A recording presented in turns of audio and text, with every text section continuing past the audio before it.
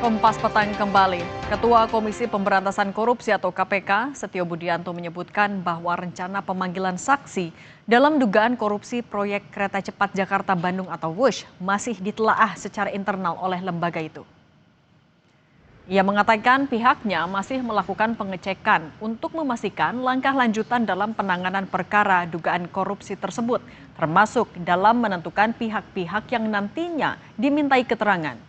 Menurut Setio, berdasarkan prosedur penanganan di KPK, setiap aduan atau informasi tambahan dari masyarakat akan terlebih dahulu dikaji oleh direktorat terkait sebelum diputuskan langkah berikutnya. Saya belum cek ya, gitu. Nanti pasti dari Direktorat Pelayanan Pengaduan Masyarakat nanti akan merespon seperti apa, gitu. Artinya segala sesuatunya akan kita lanjuti. Akan ada yang dipanggil untuk diperiksa? Ya saya ditelaah dulu. Gitu. Kalau untuk sekarang maksudnya tahap apa Pak ini Pak untuk di penanganan ini sudah masuk tahap apa nih? Ya nanti saya cek lagi seperti apa dalamnya. Dugaan penggelembungan anggaran atau markup dalam proyek kereta cepat Jakarta-Bandung WUSH mencuat. Mantan Menko Polhukam Mahfud MD menyebut dugaan markup anggaran hingga 3 kali lipat dalam pembiayaan proyek WUSH di era pemerintahan Presiden ke-7 RI Joko Widodo. Mahfud menuding KPK takut untuk mengungkap kasus ini. Ia mengaku siap memberi keterangan ke KPK, tetapi menolak jika diminta membuat laporan. Dugaan saya takut. Entah takut pada siapa. Loh, begini loh. Ini sudah rame ya, pada tanggal 12-13 sudah rame ketika Pak Purbaya mengatakan saya tidak bakal bayar hutang. Rame itu. Terus muncul beberapa isu, lalu saya ngomong di tanggal 14, sudah hari ketiga. Lalu KPK katanya, kalau Pak Mahfud diminta ngelapor. Untuk apa saya ngelapor? Nggak ada kerjaan. Nggak ada di dalam hukum itu orang wajib melapor. Orang untuk melapor itu hak menurut pasal 108. Nggak ada bagi saya kewajiban. Tapi kalau saya dipanggil, saya mau memberi keterangan. Bukan untuk melapor, bukan untuk diperiksa, tapi untuk memberi keterangan. Beda loh. Kalau diperiksa itu orang yang diduga terlibat itu diperiksa namanya. Presiden ke-7 RI Joko Widodo buka suara terkait kereta cepat WUSH yang belakangan menjadi sorotan akibat besarnya beban utang dari proyek tersebut. Menurutnya, transportasi massal atau umum tidak bisa dilihat dari laba saja, melainkan juga dari keuntungan sosial, salah satunya pengurangan emisi karbon. Prinsip dasar transportasi massal, transportasi umum itu adalah layanan publik. Ini kita juga harus ngerti, bukan mencari laba. Jadi, sekali lagi, transportasi massal, transportasi umum itu tidak diukur dari laba, tetapi adalah diukur dari keuntungan sosial. Social return on investment. Peneliti Pusat Kajian Anti Korupsi Pukat UGM Zainur Rohman meminta KPK segera melakukan audit, mulai dari tahap perencanaan. Tahap yang pertama itu tahap perencanaan. Apakah dokumen perencanaannya itu yang di markdown, yang berujung kepada overrun? Yang kedua, apakah di dalam proses konstruksinya, Mbak Audrey, di dalam proses pembangunannya, di dalam proses pengadaan lahannya gitu ya. Kalau itu terjadi misalnya markup, terjadi korupsi pengadaan barang dan jasa, maka di situ adalah kontraktornya. Kasus ini harus segera diungkap secara profesional dan independen sehingga bisa mengembalikan kepercayaan publik terhadap upaya pemberantasan korupsi di sektor infrastruktur. Tim Liputan Kompas TV. Apakah KPK benar-benar serius mengungkap kasus dugaan korupsi proyek kereta cepat WUSH? Benarkah masih ada pengaruh Jokowi dalam menentukan keberlanjutan penyelidikan WUSH? Kami akan bahas bersama politisi PSI Valdo Maldini dan mantan Komisioner KPK Saud Situmorang. Selamat petang semuanya. Pak Saud, Bung Valdo. Assalamualaikum. Waalaikumsalam warahmatullahi wabarakatuh. Saya mau ke Pak Saud dulu ya. Pak Saud, Prof Mahfud kemarin menduga kayaknya KPK takut deh, walaupun tidak disebutkan takut kepada siapa. Makanya KPK belum ngegas untuk mendalami kasus ini. Kalau Anda melihat ada kendala yang sama? Oh iya enggak, saya pikir memang nilai kan dirusak ya ketika Undang-Undang KPK diganti kemarin kan nilainya dirusak gitu ya. Nilai 9 nilai di KPK yang dikenal. Itu doktrin pertama orang masuk KPK itu ada 9 nilai. jujur, peduli, mandiri, disiplin, tanggung jawab, berani, sederhana, adil, dan seterusnya itu. Nilai itu udah nggak ada di sana. Lantas Anda mau mengharap apa? Itu Mbak. Berarti ini apa maknanya kalau dimasukkan ke konteks proyek WUSH? Itu gimana maksudnya Pak Saud? Ya kan Anda harus jujur. Kan tadi saya bilang 9 nilai. Anda harus jujur, Anda harus peduli dong. Anda harus mandiri dong. Anda harus disiplin dong. Anda harus tanggung jawab dong. Anda harus kerja keras dong. Anda harus berani. Anda harus adil. Itu kan 9 nilai. Ada nggak sekarang kalau kita pakai itu 9 nilai itu di kepala mereka sekarang, setengah publik sudah pusing bicara-bicara seperti ini. Ya kan? Jadi nilai itu yang dirusak. Ya, dirusak, kemudian mereka nggak paham nilai itu. Jangan-jangan juga mereka nggak ngerti itu. Itu kan 9 nilai hasil perenungan hampir berapa tahun tuh. Kemudian dirusak pada tahun 2019. Berarti Anda tidak melihat ada keseriusan juga dari KPK untuk menyelidiki kasus WUSH? Oh iya, kan ada istilah disiplin di situ. Disiplin, tanggung jawab, kerja keras, berani, sederhana, dan paling akhir itu adil. Kan banyak orang udah dipenjarakan karena terkenakan pasal 2 dan 3. Karena terus kemudian kenapa kasus ini dikecualikan gitu. Nah, soal praduga tidak bersalah itu hal yang sangat umum. Tapi ketika sesuatu terjadi yang banyak anomali di sini, Anda bisa bayangkan si Jepang itu udah meneliti lebih dari 4 tahun. Kemudian Anda serahkan proyek ke Cina 4 bulan.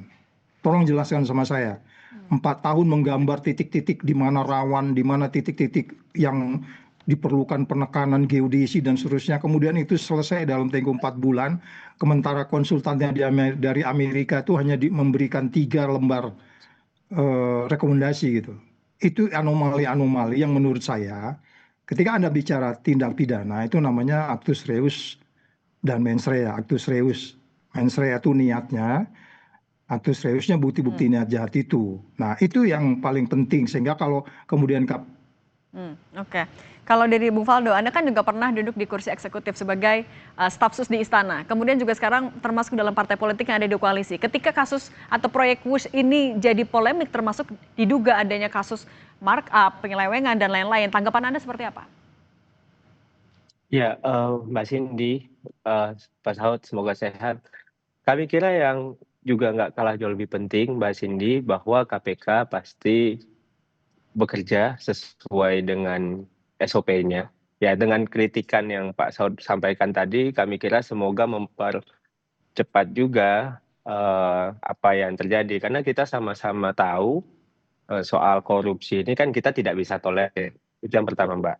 Dan dari kami juga melihat bahwa Pak Jokowi pun juga telah statement terkait tuduhan, dugaan. Bahkan Pak Jokowi nggak sekali 2 kali, Mbak, dituduh korupsi. Bantuan presiden dulu pernah juga.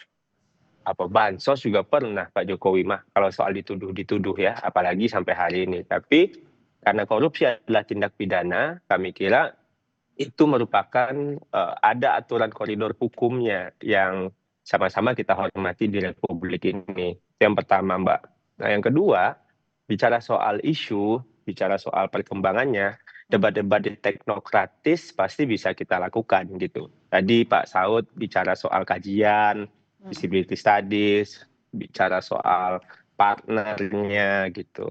Nah, ada juga argumen yang kami kira juga tidak boleh kita lupa bahwa memang prosesnya juga tetap dilakukan. Pasti kalau ada masalah temuan di BPK atau juga KPK sudah masuk dari dulu gitu. Karena kan ini sesuatu yang sudah ada mekanismenya di Republik kita, Mbak. Nah, soal mekanisme. Oleh karena itu, silakan dilanjutkan dulu. Ya, oleh karena itu kami kira dengan kondisi seperti sekarang, ya kita tentunya sama-sama tidak sepakat dengan praktik korupsi, bahkan kita sama-sama ingin praktik korupsi itu hilang di Republik ini. Namun tentunya, Bung Faldo tadi soal mekanisme dulu. Tadi kan Anda juga sempat menyinggung soal mekanisme. Salah satu yang dinilai janggal adalah ketika ada pergeseran skema pembayaran dari kerjasama dari B2B jadi G2G. Kemudian Pak Jokowi juga bilang ini adalah jangan lihat finansial keuntungannya, ini adalah investasi sosial, keuntungan sosial. Ketika pernyataannya seperti itu, ini bisa diterjemahkan bahwa utang WUSH ini bisa ditanggung oleh negara. Kebalik Mbak Cindy, dari G2G ke B2B ya. Tadi Mbak Cindy bilang terbalik ya, sorry, dari B2B ke ya. Dari G2G ke B2B. Tapi kan memang dalam pembiayaannya kita tahu di Republik kita itu kan ada biaya EPC, ada biaya non-EPC, ada project cost, ada komponen biaya-biaya lain seperti pembebasan lahan lah, untuk konstruksinya, bikin stasiun di Halimnya kalau bicara secara spesifik soal WUS ya, terus skala proyeknya, topografi dan geologi yang juga tadi disampaikan oleh Pak Saud, belum lagi bicara tentang teknologi rolling stock yang digunakan, pasti itu menjadi parameter juga. Nah, banyak yang membandingkan antara Jepang dan Cina, dan nggak sedikit juga yang membandingkan antara HSR di Tiongkok dan kereta cepat Jakarta-Bandung gitu. Semuanya itu harus dihitung secara sesuai dengan perbandingan yang setara kami kira. Jadi jangan di framing bahwa ini sepotong-sepotong ngelihatnya Mbak Cindy. Jangan sampai isu cost overrun ini malah membuat kita lupa bahwa memang WUS ini kan pionir Mbak, beda dengan yang lain gitu. Jadi kita lihat sesuai konteksnya, kita lihat sesuai zamannya juga, kala itu kita lihat juga sesuai skalanya. Menurut kami begitu Mbak Cindy. Oke, kalau dari Pak Saud, ini kan adalah sesuatu yang juga sudah jadi perhatian publik. Kalau misalnya KPK mau membuktikan kalau tidak ada kok yang jadi kendala yang bikin takut, harus start dari mana pemeriksaannya? Siapa dulu yang harus diperiksa Pak Saud? Ya, Pak Ari, pertama tentu kan seperti saya disampaikan di beberapa tempat bahwa ketika proyek itu mulai akan dijalankan, sebenarnya kan mimpinya ini kan mulai dari zaman SBY ya. SBY kemudian menentukan JICA. JICA mengeluarkan 5.000 lebih halaman tentang bagaimana mereka harus melaksanakan proyek ini. Segala macam yang disampaikan orang, siapapun yang udah bicara di TV, itu ada di situ mengenai kemungkinan cost-nya, harganya, siapa yang mau naik, kemudian itu semua ada di kajian itu lengkap semua di situ. Persoalannya kembali lagi, ketika kemudian kita merasa bahwa ada sesuatu yang tidak transparan, dari sisi Kepres saja ada beberapa yang di soal pengadaannya ya. Ini kan internasional, multinasional, apakah pernah dilakukan terbuka dan seterusnya. Makanya saya lebih cenderung begini, kalau kita berdebat nanti pasti akan kusir gitu. Akan banyak yang masing-masing punya perkiraan. Yang saya bilang tadi itu dari 0,1% ke 2% aja itu mensreanya sudah bisa debat beberapa hari kita. Terus kemudian B2B, B2G dan seterusnya. Yang jadi pertanyaan adalah pada hari ini kita kan terancam tidak sustain melaksanakan proyek ini. Itu persoalan utamanya. Tidak sustain karena soal pinjam meminjam, soal penumpang, terus kemudian sebentar lagi kita harus overhaul pada peralatan dari sisi teknis sebelum dia gagal umpamanya mogok di tengah jalan dan seterusnya. Nah, yang itu yang saya katakan tidak sustain itu kan akibatnya di depan itu kan ada sesuatu yang tidak transparan, tidak akuntabel. Iya dong, tidak akuntabel dong. Itu berpindah begitu aja. Belum lagi kalau kita bicara hubungan diplomasi antara kita, China dan Jepang, itu kan nggak etis banget itu. Nggak begitu cara kita berbisnis di internasional. Itu kode etiknya nggak begitu. Nah, jadi kalau kita kembali lagi tidak akuntabel, tidak transparan dan potensi konflik of interest, ini hanya bisa diselesaikan kalau kita melakukan penyelidikan dari awal. Karena kalau kita bicara yang disebutnya tidak transparan, terus tidak akuntabel, ya dong, berubah gitu ya. Dia bilang nggak APBN, itu nggak akuntabel namanya itu. Terus kemudian potensi konflik of interest, ini indikasi korupsi. Makanya saya bilang tadi di banyak orang juga, di banyak tempat, supaya kita nggak menuduh-nuduh siapapun, KPK itu harus menunjukkan 9 nilai tadi. Jangan dibiarkan ini jadi kajian publik. Of course 9 orang atau 10 orang yang pernah saya sebut itu, nggak saya sebut satu persatu, tetapi itu kan juga dia harus dimintai keterangan ya, belum tentu mereka salah juga. Bisa jadi kita dibohongin gitu ya Kak. Tapi kalau ditanyain, kalau kamu bisa dibohongin, nah penyidik akan nanya begitu. Jadi ini siapa yang berbohong, siapa yang dibohongin, siapa yang bikin busuk, sejak kapan busuk, itu kan nanti akan muncul ketika penyidik mulai bekerja. Gitu Mbak. Oke, Pak Saud, tapi kan kita kembali ke pertanyaan Prof. Mahfud, kalau ya dia menduga, mencurigai, kayaknya KPK takut. Tapi kalau dari pengalaman Anda menjadi komisioner KPK, apakah ketika mendalami kasus yang menjadi proyek besar, proyek prioritas, atau ya saat itu menjadi fokus juga dari semua orang, dari pemerintah, tekanan politik ini menjadi sesuatu yang wajar, yang lumrah? Ya itu tadi kembali lagi, disasternya pekerjaan kita dalam memberantas korupsi kan dimulai dari ketika KPK tidak independen lagi.